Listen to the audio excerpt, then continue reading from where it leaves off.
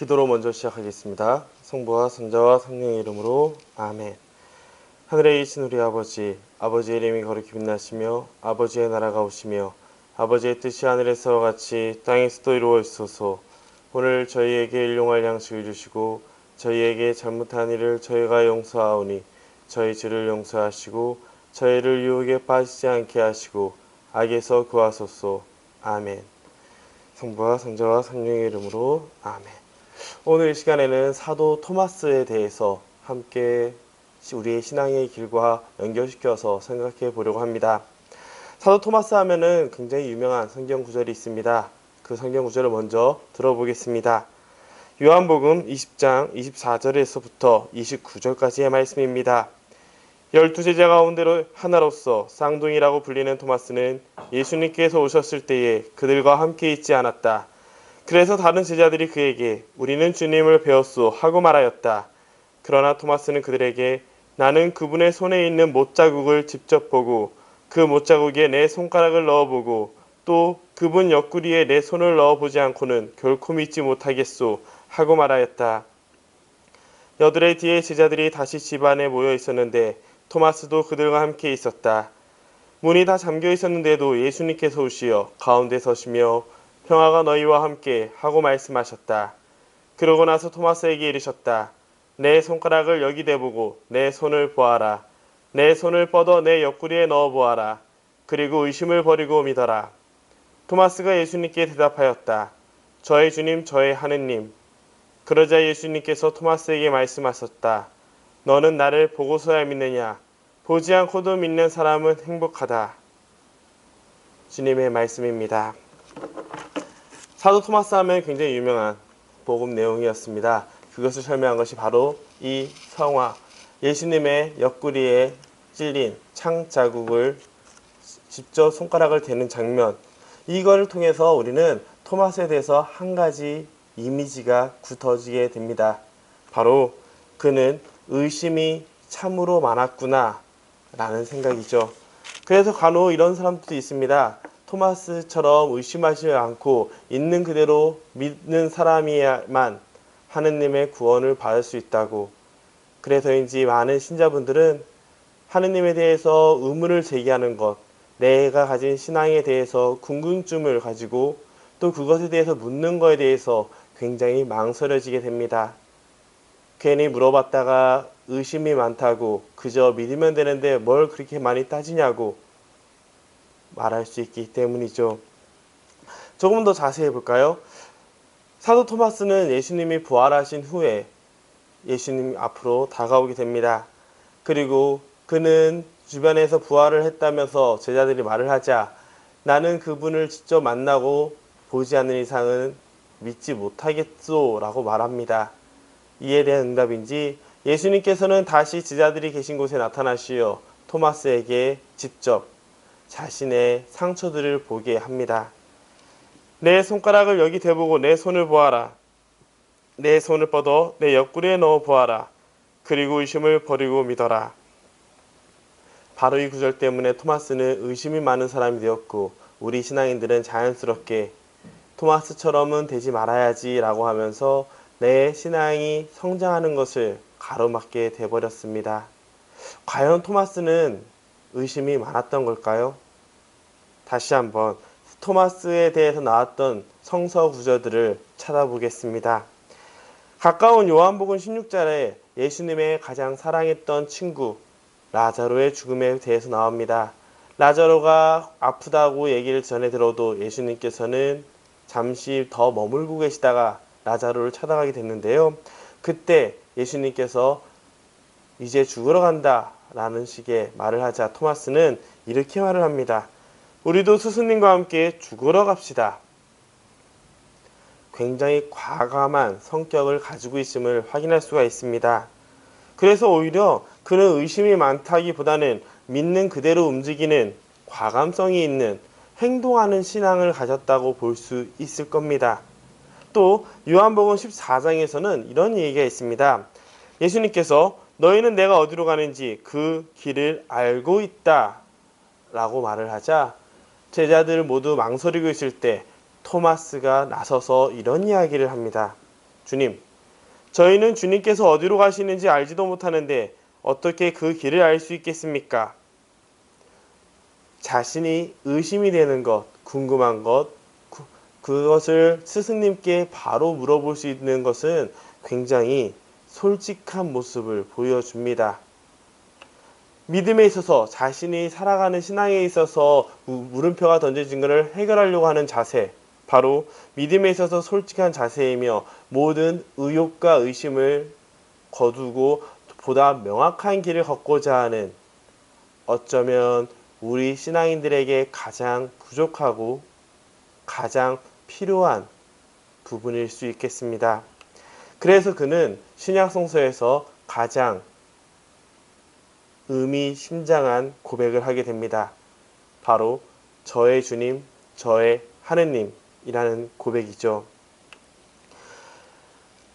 여기서 단순히 저의 주님, 저의 하느님이라고 우리가 말하는 것과는 다릅니다. 그 의미는 그분의 내 눈앞에 있는 예수님이 바로 내가 모실 그 당시 로마 황제 역시 주인님이라 불렀기에 내가 진정으로 따라야 되는 사람인 의미인 주님이라 고백을 하고, 또한 바로 이분이 하느님이시구나라는 고백을 이어서 나오게 됩니다. 베드로가 예수님의 기나긴 일정 안에서 그리스도이십니다라고 고백하는 것이 예루살렘 올라가기 직전이었고, 부활하신 후에야 비로소 이분이야말로 내 하느님이시구나라고 깨닫는 것과는 달리, 그는 예수님이 부활하시고 그것을 의혹을 벗어던질 수 있는 순간이 오자 바로 저의 주님, 저의 하느님이라면서 우리 인간들이 할 수 있는 참 하느님이시면서 참 인간이라는 것, 그리고 그분이야말로 구세주면서 나를 위해 오셨다는 것을 확증할 수 있는 가장 뛰어난 고백을 할 수 있게 되는 것이죠. 지금까지 이야기를 들어보면 과연 그가 의심이 많았을까라는 생각이 들 겁니다. 의심이라는 것, 그래서 한번 성경 원문을 찾아보면 내용이 조금 다르다는 걸 알 수 있게 됩니다. 우리나라 번역으로는 의심을 버리고 믿어라 라고 되어 있죠. 하지만 원래 원문에서는 피스티스라는 그리스어를 앞에 부정을 두는 알파를 붙임으로써 안 믿지 말고 믿어라 라는 글로 써 있습니다. 뭔가 감이 오실 겁니다. 나는 내 신앙을 못 믿는 것인지 안 믿는 것인지는 굉장히 큰 차이가 있는 것이죠. 못 믿는 이는 어떠한 사건이 일어났다는 것 자체를 부정하는 사람입니다. 그는 체험을 해보지도 못했기 때문에 그 사건이 있어도 그저 신화, 전설로만 받아들이고 나와는 상관이 없다고 믿는 사람이죠. 반면 안 믿는 사람이라는 것은 내가 무언가를 체험했는데 그 체험에 대해서 인간의 능력으로 이해가 되지 않기 때문에 스스로 마음을 닫아놓은 것입니다. 재밌죠? 스스로 마음을 닫았기 때문에 그 안 믿는 내 스스로의 마음의 벽을 열고 내가 체험했던 것을 다시 인정하는 것, 그것이 바로 안 믿지 말고 믿어라라는 복음의 예수님의 말씀이면서 동시에 보지 않고도 믿는 자는 행복하다라는 것은 이것을 뛰어넘어서 내가 체험한 것을 애써 외면하지 않고 그 안에 있는 그대로를 받아들이는 그런 신앙의 자세를 우리에게 알려주시는 것이죠. 그러고 보면 우리는 참 어리석게 사는 경우가 많이 있습니다. 일상 안에서 주님께서 나와 늘 함께 하신다고 배웠고 머리로는 알고 있지만 실상 일상 안에서 내가 체험하는 것은 어려운 일이 있거나 아픈 일이 있을 때 혹은 간절한 일이 벌어졌을 때 그때만 주님을 찾게 되고, 연수나 피정원 같은 데를 가서 뜨거움의 감정을 느끼지 않는 이상 하느님은 나와 함께 있다는 것을 거부 혹은 인정하지 않는 경우가 많이 있기 때문이죠. 그래서 사도 토마스에 대해서 그레고리오 교황님이 했던 강론에는 이런 말씀이 있습니다. 신앙이 보이지 않는 것들을 확증해 준다는 것은 명약 관아한 일입니다. 즉, 우리가 보이지 않는 하느님을 믿는다는 것은 오히려 내가 주님의 존재를 인정하고 있기에 내 주변에서 있었던 일들, 나를 사랑하시고 나를 인도하는 내가 경험한 많은 것들이 다 주님의 손이라는 것을 더 분명히 알 수 있게 된다는 것. 보이는 것은 신앙으로 믿는 것이 아니고 지식으로 아는 것입니다. 내가 아무리 많이 안다 한들 그것이 내 삶과 연관이 되지 않는다면 그것은 구원에 있어서 아무런 도움이 되지 않습니다. 그가 눈으로 본 것과 신앙으로 믿은 것은 서로 다른 것이었기 때문입니다.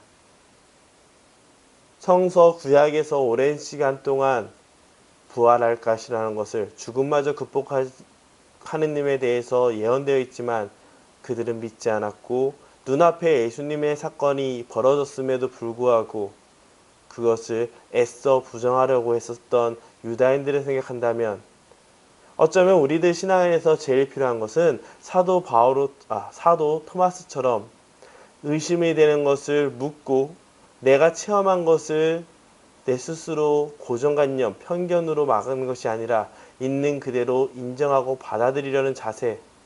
그럴 때 비로소 내 신앙에 대해 솔직해지는 것이 연결되는 것이 아닌가 합니다.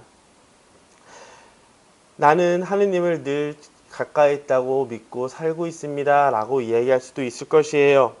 그러면 그런 이들에게 저는 이 영상을 보여드리고 싶습니다. 한때 인터넷에 돌았던 사진들을 제가 정리해 놓은 건데요. 우리는 눈으로 보고 있지만 얼마나 내가 믿지 않고 있었는지, 얼마나 놀라운 걸 보고 있었음에도 불구하고 그저 보이지 않는다고 믿지 않거나 혹은 자세히 보려 하지 않고 너무나 당연하다고 생각하기 때문에 외면했던 것들. 영상을 보면서 우리는 내 감각기관에 대해서 얼마나 의존하고 있는지, 그리고 그것을 뛰어넘는 그 안에 있는 의미들을 어떻게 발견할 수 있는지 한번 생각해 보시기 바랍니다.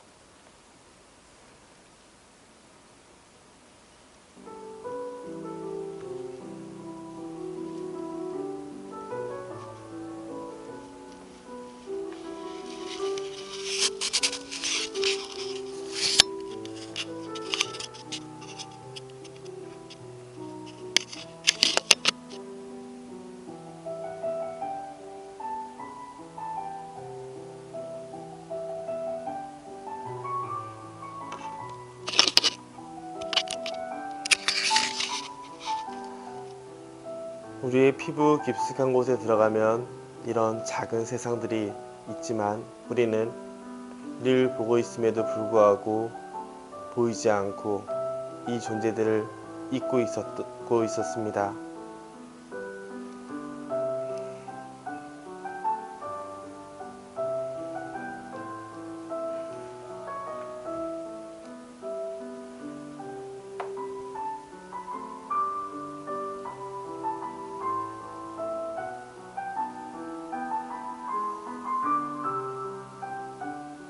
단순히 하느님이라고 믿어도 그분이 나의 삶과 어떻게 연결되는지 믿지 않는다면 우리 손에 있는 이 작은 세상을 함께하고 있음에도 불구하고 부정하거나 보지 않는 것과 마찬가지겠죠.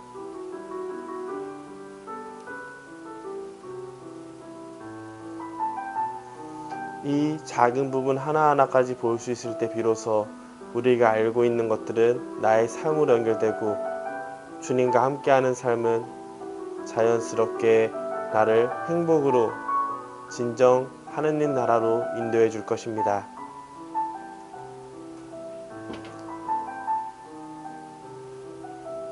반대로 조금 더 시야를 넓게 보면 한 사람이 한 마을에, 도시에, 지구에, 그리고 우주 안에 있다는 것.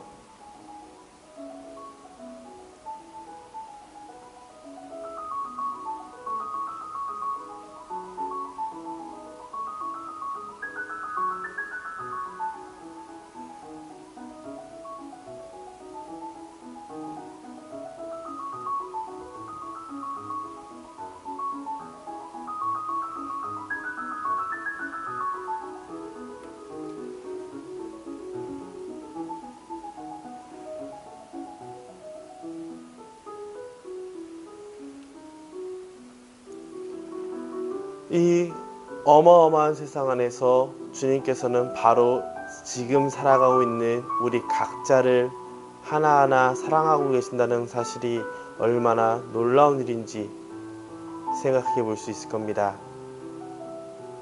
큰 우주 안에서 나의 작은 위치, 너무나 큰 세상을 바라보고 큰 세상을 사랑하시는 주님을 단순히 연인과의 사랑, 부모의 사랑이라는 것으로 치부하여 너무 작게 생각하고 있던 건 아닌지 또 생각하게 될 겁니다.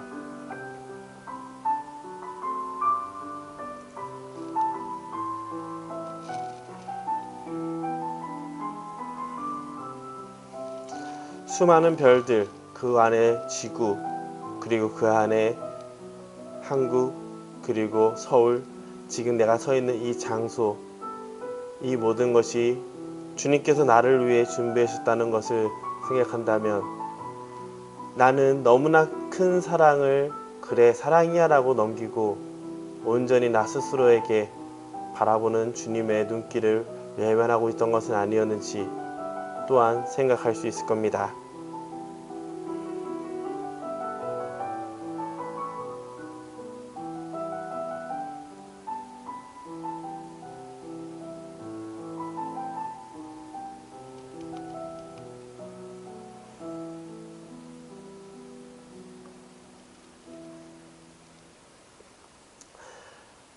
그렇기 때문에 우리는 사도 토마스에 대해서 다시 한번 생각하게 됩니다. 내가 너무나 당연하게 생각해서 마치 구체적으로 나의 삶과 연결시키지 않으려고 했던 모습들을 반성하게 되고 또한 알지 못했기 때문에 행동하면서도 의미를 찾지 못하 흔들려 했던 우리 각자에게 사도 토마스의 신앙은 두 가지를 알려줍니다. 하나는 더 큰 믿음을 향한 의심이며 또 하나는 믿는 것에 대한 강한 실천이 되겠습니다.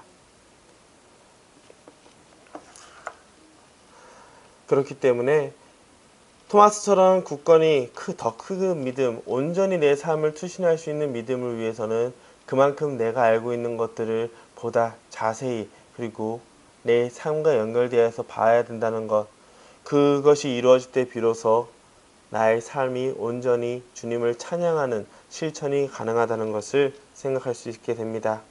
실제로 사도 토마스는 이스라엘에서부터 머나먼 인도까지 가서 주님의 복음을 선포할 수 있었고 결국 그는 인도에 묻혀서 토마스 사도의 후예들인 토마 교회를 만들게 됩니다. 과연 우리는 토마스처럼 이렇게 먼 나라까지 가서 복음을 선포하기 위해서 그런 마음의 준비가 되어 있을 수 있을까요? 아마 내가 주님에 대해서 더 많이 알고 내가 주님과 더 깊이 연결될수록 우리 역시 이런 과감성 있는 실천을 할 수 있을 겁니다. 사도 토마스의 이 모습을 다시 돌아보며 오늘 이 순간 나는 무엇을 위해 살아가는지 어떻게 신앙생활을 향해 나가고 있는지 생각해 볼 수 있었으면 좋겠습니다.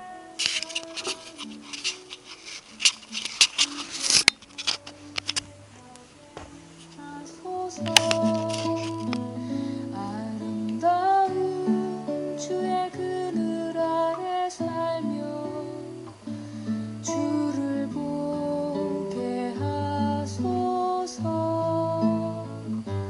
주님의 말씀 선포될 때에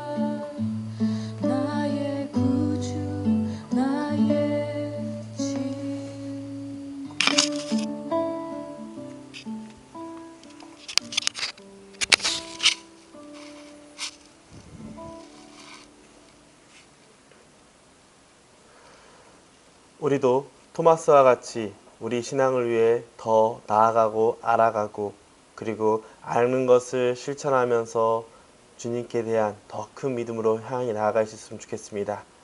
영광송 바치고 마치겠습니다. 성부와 성자와 성령의 이름으로 아멘. 영광이 성부와 성자와 성령께 전과 같이 이제 항상 영원히 아멘. 성부와 성자와 성령의 이름으로 아멘.